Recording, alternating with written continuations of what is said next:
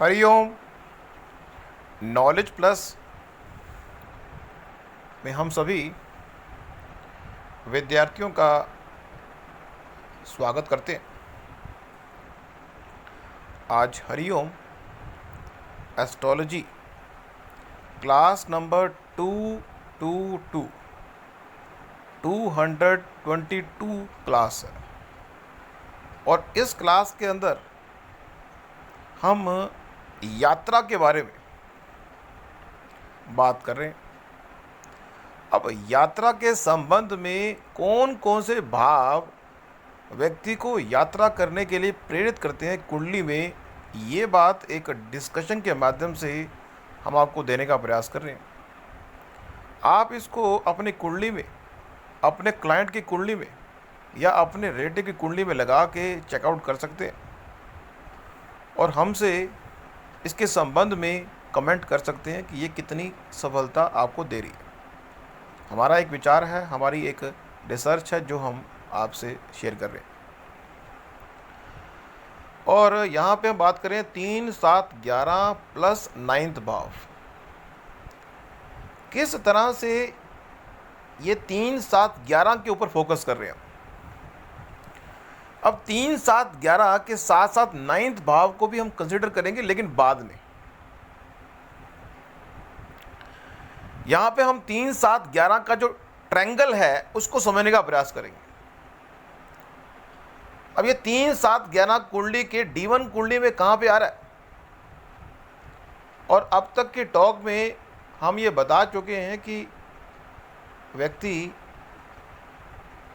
D1 कुंडली से इस पूरे वर्ल्ड के अंदर, हमारा एक विचार है कि व्यक्ति D1 कुंडली से D9 कुंडली की ओर जाने के लिए हमेशा बेताब होता है। उसका कारण ये है कि व्यक्ति की जो इंटरनल कुंडली है वो D9 कुंडली है।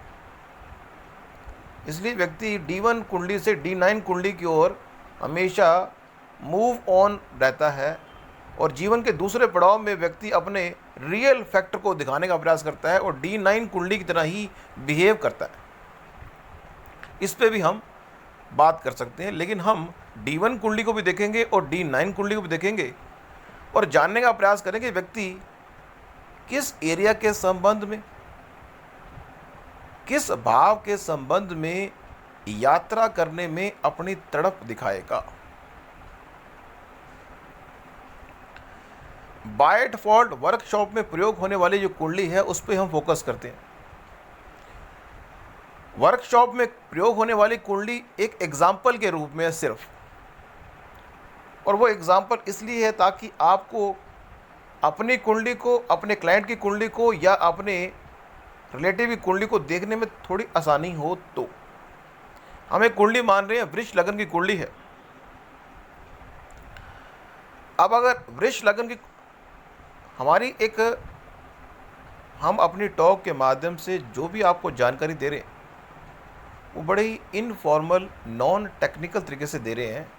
उस पर आपको भी वर्कआउट करने की आवश्यकता है। हम ये नहीं कह रहे कि ये चीज़ हर कुंडली पे अप्लाई होगी, लेकिन फिर भी हमारा एक विचार है, शोध है कि ये बिल्कुल 100% हर कुंडली पे अप्लाई होगी। लेकिन यदि आपके सब कॉन्शियस में थोड़ा सा भी डाउट है तो आप ऑन द स्पॉट एग्जिट कर सकते हैं, कोई प्रॉब्लम वाला इशू नहीं है। हमारा एक विचार है। तो 3, 7 और 11 हम नंबर पे फोकस कर रहे हैं। 3, 7, 11, चाहे वो 3, 7, 11 किसी भी भाव पे क्यों ना पड़े, लेकिन नंबर की बात कर रहे हैं अभी फिलहाल। तो 3, 7, 11 वृष लगन की कुंडली है, चंद्रमा और केतु लगन में हो। विचार कर रहे हैं, जो हम यूज़ करते हैं वर्कशॉप में प्रयोग होने वाली कुंडली शुरू से ही यूज़ कर रहे हैं। पहले भाव में चंद्रमा और केतु, दूसरे भाव में शनि, छठे भाव में सूर्य, मंगल, बुध और शुक्र, 7वें भाव में राहु महाराज जी, 10वें भाव में गुरु महाराज जी बैठे। इस कुंडली में 3 नंबर को 7 नंबर से और 7 नंबर को 11 नंबर से जोड़ लें तो एक ट्रायंगल बनेगा। मीन्स व्यक्ति के यात्रा करने के 3 भाव मोनोपोली में आ गए। छोटी यात्रा के लिए दूसरे, अब जो 3 नंबर है वो दूसरे भाव पे आ गया, जो 7 नंबर है वो छठे भाव पे आ गया, और जो 11 नंबर है 10वें भाव पे आ गया। तो हम ये एक एस्टीमेट लगा सकते हैं कि व्यक्ति दूसरे भाव का रिजल्ट प्राप्त करने के लिए छोटी यात्रा करेगा, रूटीन में कुछ प्राप्त करने के लिए, पब्लिक इमेज बनाने के लिए मिडिल टाइप यात्रा करेगा, और कर्म के संबंध में ख्याति प्राप्त करने के लिए लंबी यात्रा करेगा। अब अगर हम, ये तो हमने उसके D1 कुंडली से देख लिया, अब अगर हम व्यक्ति की D9 कुंडली को देखें या D10 कुंडली को देखें, हम अपने सभी विद्यार्थियों को ये कह दें कि ये हमारा एक विचार है। अगर आप इस विचार से सहमत नहीं है तो आप उस पे, हम आपको बाउंड नहीं करेंगे कि आप उस पर सहमत हों। अब D10 कुंडली, D10 कुंडली के अंदर मीन लगन की कुंडली मान लें। मीन लगन की कुंडली हो और लगन में सूर्य और शुक्र हो, और लगन में सूर्य और शुक्र हो, और चौथे भाव में चंद्रमा केतु और गुरु हों, 8वें भाव में बुध महाराज जी हों, 10वें भाव में राहु महाराज जी हों, 11वें भाव में मंगल महाराज जी हों, और 12वें भाव में शनि महाराज जी हों। इस कुंडली में जो कर्म की कुंडली है, इसमें अगर देखें यात्रा कहाँ पे चलेगी, 3, 7, 11 देखें कहाँ पे है 3, 7, 11, जो हमने फॉर्मूला बताया 3, 7, 11।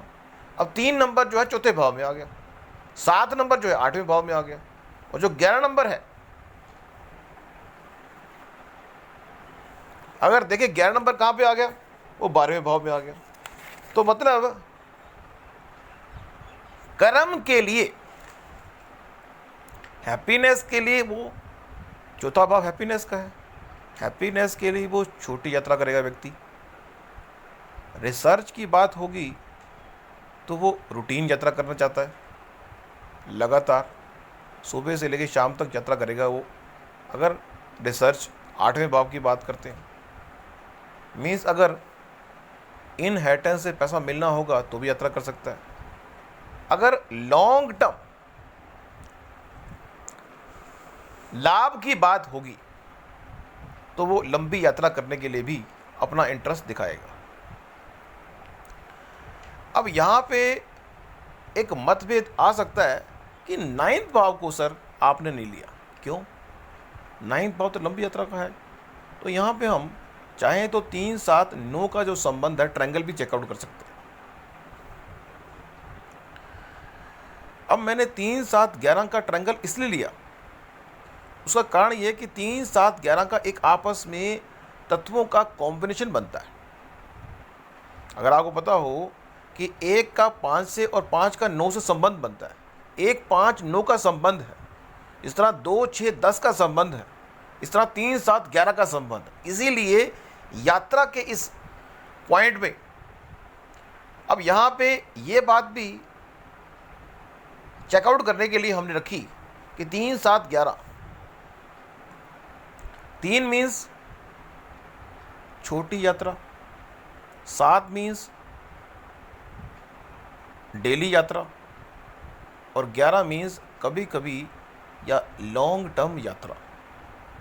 लेकिन यहाँ पे एक प्लस पॉइंट हमें ऐडअप करना चाहिए, वो क्या, 9th भाव को भी लेना चाहिए। अब 9th भाव को अगर लेते हैं तो 9th भाव जो है बड़ी यात्राओं का होता है। तो हम अगर देखते हैं कि 9th भाव का संबंध अगर देखें, 3, 7, 9 करें अगर, और 3, 7, 9 का कोई साइंटिफिक त्रिकोण नहीं बनता, अभी कोई सिद्धांत नहीं बनता 3, 7, 11 को इकट्ठा करने का। तो अगर 9 को इंडिविजुअल ले लें कि व्यक्ति लॉन्ग टर्म यात्रा के लिए कौन सा एरिया है जहाँ पे व्यक्ति लॉन्ग टर्म यात्रा करने की ओर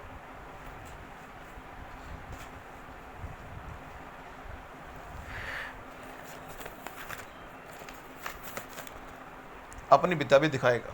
तो D1 कुंडली में अगर लॉन्ग टर्म यात्रा की बात करते हैं तो 9 नंबर जो है वो 8वें भाव पे आ गया।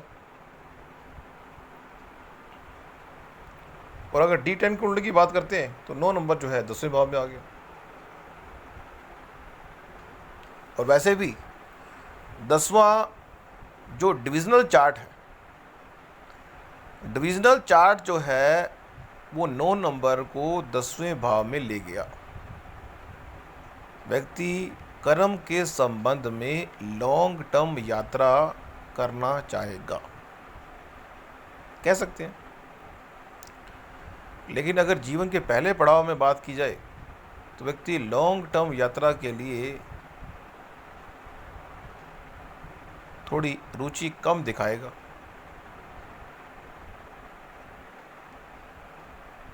तो यहाँ पे एक डिस्कशन हमने देने का प्रयास किया यात्रा के संबंध में। यहाँ पे एक पॉइंट और हमारे मन में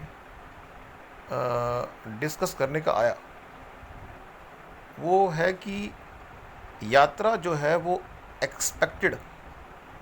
इस संसार में व्यक्ति जब यात्रा करता है तो कुछ यात्राएं ऐसी होती हैं जो प्लान तरीके से व्यक्ति करता है, और कुछ यात्रा ऐसी होती है जो व्यक्ति अनप्लान तरीके से करता है। तो अगर हमें यात्राओं को प्लान तरीके से करने वाली यात्राओं और अनप्लान तरीके से करने वाली यात्राओं के बीच में डिवाइड करना हो तो हमें ये देखना होता है कि 3 नंबर जो है प्लान तरीके से यात्रा है। जब भी व्यक्ति आस पड़ोस में कोई यात्रा करेगा तो उसकी प्लानिंग होने की संभावना अधिक है। लेकिन जब भी व्यक्ति लॉन्ग टर्म यात्रा करेगा, नॉर्मली कोई कह सकता है कि लॉन्ग टर्म यात्रा में तो प्लानिंग की अधिक संभावना है, पर ऐसा हो नहीं सकता। नियम का अपवाद हो सकता है कि कई बार व्यक्ति को यात्रा लॉन्ग टर्म करनी पड़ सकती है जो प्लानिंग नहीं थी। तो प्लान यात्रा को हम 3 नंबर से और लॉन्ग टर्म अनप्लान यात्रा को हम 9 नंबर से डिफाइन करते हैं। अब यहाँ पे 11 नंबर को भी हम अनप्लान यात्रा के रूप में ही डिफाइन करेंगे। तो आज की इस, अब यहाँ पे कह सकते हैं कि 3 नंबर जहाँ पे होगा वहाँ पे एक्सपेक्टेड यात्रा होगी, और 9 नंबर वहाँ पे होगा जहाँ पे अनएक्सपेक्टेड यात्रा होगी। कुंडली में D1 कुंडली देखें, D1 कुंडली में 3 नंबर जहाँ पे है वहाँ पे उसकी एक्सपेक्टेड यात्रा है, और D9 कुंडली देखें तो वहाँ पे उसकी अनएक्सपेक्टेड यात्रा है। और 7 नंबर देखें वहाँ पे उसकी रूटीन की यात्रा है। तो आज की इस टॉक में इतना ही। अब ये पहलू नॉर्मली हम नंबरों के हिसाब से देखेंगे तो भी उसका इम्पैक्ट है, और भाव के हिसाब से देखेंगे तो उसका इम्पैक्ट है ही। Thank you so much for listening and always putting Hariom Knowledge plus.